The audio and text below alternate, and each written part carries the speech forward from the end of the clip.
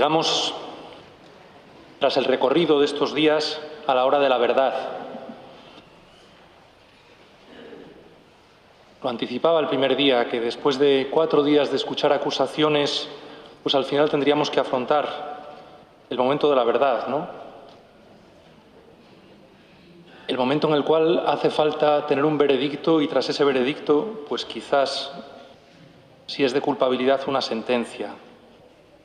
Si esto fuese un tribunal, no sé si conozco muy bien la fórmula de los tribunales, soy más de películas, lo que he visto en las películas, pero bueno, habría una especie de alegato final exponiendo razones y probablemente pues los acusadores se levantarían y dirían o repetirían con muchos argumentos, con mucha solidez y con mucha elocuencia, pues en el fondo lo que hemos visto, que Jesús tiene que ser condenado porque le acusan de saltarse la tradición y ensanchar sus límites de una manera totalmente libre, porque le acusan de negarse a entrar en el juego de la banalidad y, en cambio, responder con una profundidad que no está al alcance de la dinámica en la que prefieren vivir mucho más cómodos.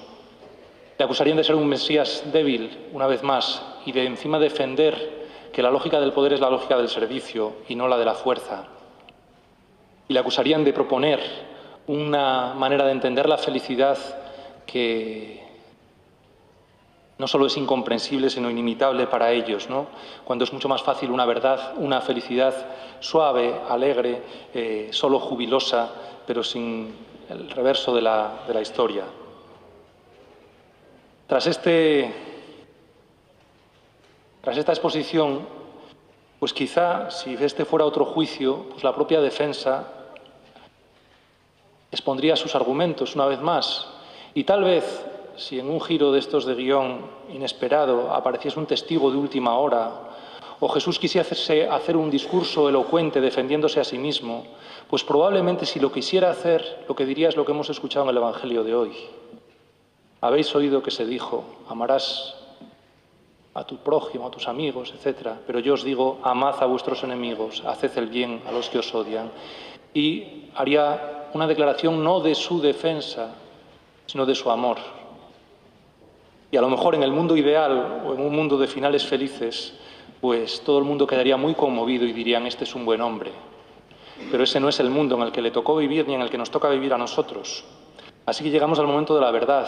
Tras estas acusaciones que hemos ido desplegando y desgranando estos días, llega la hora del veredicto y de la sentencia. Y vamos a tener, en el fondo, 3 niveles en el cual hay que responder. El primer nivel es el del propio juicio de Jesús que estamos viendo. Mirad, el veredicto ya lo tenemos, ya lo sabemos, culpable de todos los cargos. Así lo van a declarar las autoridades en esos 3 juicios sucesivos, religioso, civil y político. Culpable, en el fondo, de no estar a la altura de lo que esas autoridades le exigen. Culpable de plantar o de haber plantado cara al Sanedrín y a una ley implacable. Culpable de no hacerle el juego a Herodes con demostraciones de saldo. Culpable de no plegarse al poder de Roma. Culpable de no estar siempre bailando al son de las exigencias de una opinión pública caprichosa. Culpable porque con su manera de presentar la buena noticia se convierte en un desafío absoluto a una manera mucho más cómoda de entender la verdad de Dios. Y eso es intolerable e insostenible. Y porque es culpable, hay que eliminarlo. Una culpabilidad que, curiosamente, también hoy se achaca a quien planta cara, a quien rompe barreras, a quien pone el amor por delante de la ley, a quien responde al mal con bien. Acusaciones una y otra vez que tienen distintos nombres y algunos han ido saliendo estos días, ¿verdad? Equidistante, blando, débil, buenista, ingenuo, soñador, hereje. Hay muchas formas de sepultar el Evangelio tras una fachada de razones y al final todas se resumen en una palabra, culpable. Y dado que el veredicto es de culpabilidad, la sentencia la va a gritar esa opinión pública terrible que acompaña a Jesús a lo largo de todo este proceso, ese crucifícalo gritado por las masas en el pretorio, que se convierte en condena firme, a muerte, a la cruz, a acabar con él. Y la cruz, no la mitifiquemos, no la idealicemos, en un primer momento miremosla como lo que es, un instrumento de tortura. La cruz es un lugar de muerte. La cruz es un lugar donde van a acabar las víctimas de la historia. La cruz es el lugar donde los inocentes víctimas de decisiones injustas terminan sepultados rotos, heridos. Hoy sigue siendo real que hay demasiada gente crucificada en nuestro mundo por el egoísmo de unos, por la indiferencia de otros, por la cobardía de muchos. O sea que este primer juicio realmente acaba horrible. Y sin embargo decía que hay 3 niveles, porque hay un segundo nivel.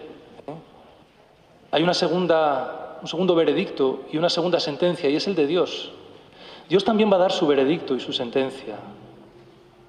Sí, Jesús es culpable. Jesús es culpable.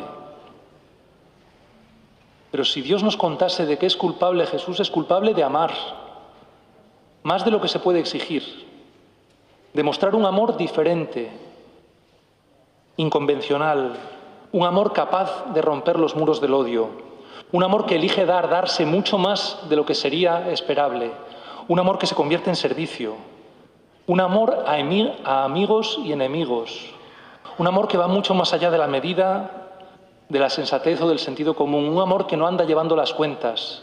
Jesús es culpable de ese amor. Jesús es culpable de perdonar.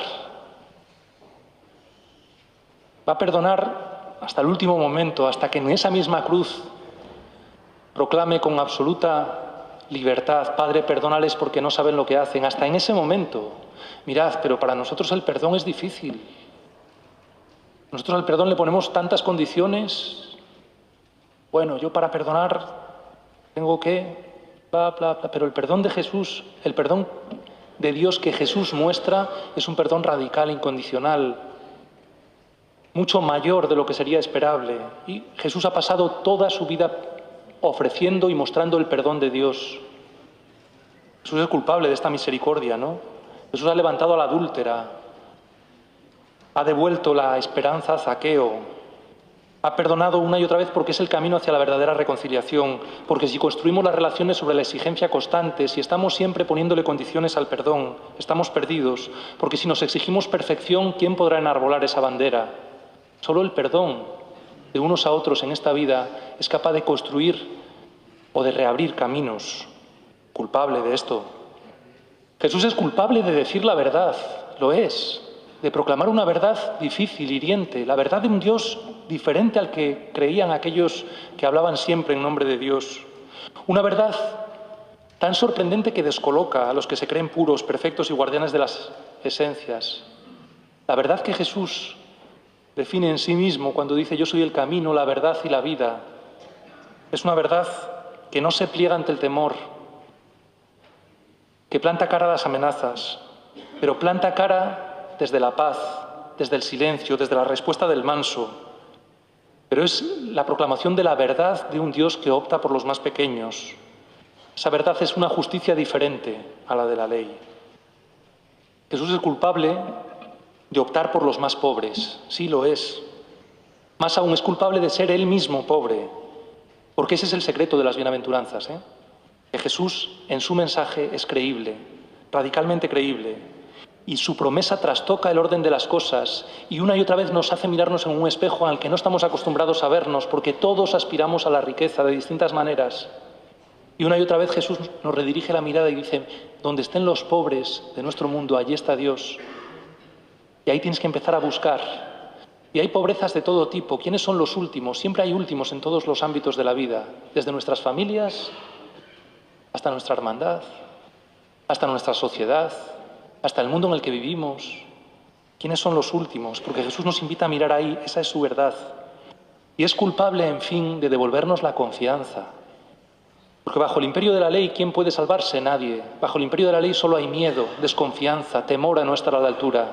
Pero bajo el imperio de la misericordia lo que hay es la confianza en un Dios posible, en un amor real, en un camino que nos abre a la eternidad. Si Dios nos muestra eso, aún podemos creer y confiar. Así que sí, Jesús es culpable de todo esto. Y ese es el veredicto de Dios, culpable de amar, de perdonar, de poner en el centro a los pobres, de anunciar una verdad diferente, de reabrirnos la puerta de la confianza. Y la sentencia de Dios es diferente. Porque mirad, sí, Jesús va a pasar por la cruz. Pero la cruz,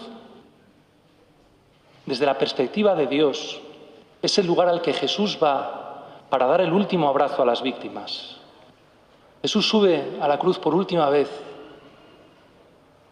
Ojo, Sube a la cruz y ahí esos brazos abiertos son el último abrazo de Dios a los más heridos de este mundo. Un abrazo que les dice: no estáis solos, Dios está con vosotros. Jesús va a la cruz y desde la cruz perdona, desde la cruz acoge, desde la cruz devuelve palabras de aliento, desde la cruz lanza la última proclamación de coherencia radical: Dios no abandona. Y la sentencia de Dios entonces no es la cruz, es la vida con mayúsculas. La sentencia de Dios es que la cruz quedará vacía. La sentencia de Dios es que la última palabra la tiene la vida. La sentencia de Dios es que en la cruz se separan por última vez víctimas y verdugos. Y por eso cuando nosotros adoramos la cruz no estamos adorando el instrumento de tortura, sino ese penúltimo paso hacia la vida con mayúsculas. Esa es la sentencia de Dios. Nuestro Señor de la sentencia, nuestro Padre de la sentencia, es un Dios de vida, de vida. La sentencia última no es una condena a muerte, sino una puerta abierta a la eternidad.